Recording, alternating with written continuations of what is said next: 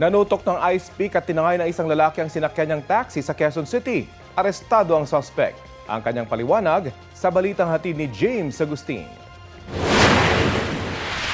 Inaresto ng pulisya ang 44 anyos sa lalaki na ng carnap sa sinakyan niyang taxi sa Cubao, Quezon City kahapon. Ayon sa biktimang taxi driver, pinara siya ng lalaki sa Mindanao Avenue at nagpapahatid sa Cubao. Nagsabi pa raw ito na daraanan muna ang pinsang babae. Tatlong kanto, sir, pinaglilikuan ko.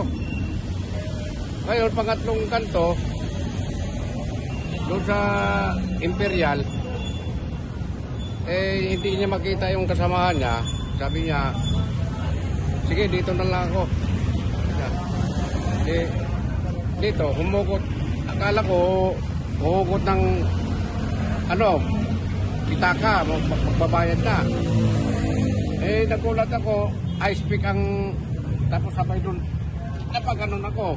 Doon na raw bumaba ang taxi driver at humingi ng tulong.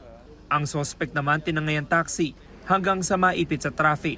Nung naipit po yung taxi sa traffic, inabandon na po ng suspect at nagpatuloy po yung habulan on foot papuntang Q-Mart.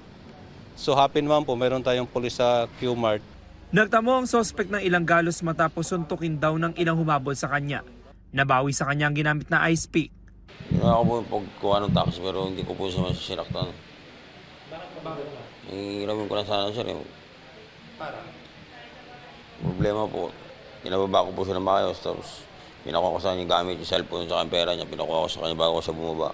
Sa record ng pulisya, nakulong na ang suspect noong 2023 dahil sa kasong may kinalaman sa droga. Ngayon, sinampahan naman siya ng reklamong paglabag sa new anti-carnapping law. James Agustin, nagbabalita para sa GMA Integrated News.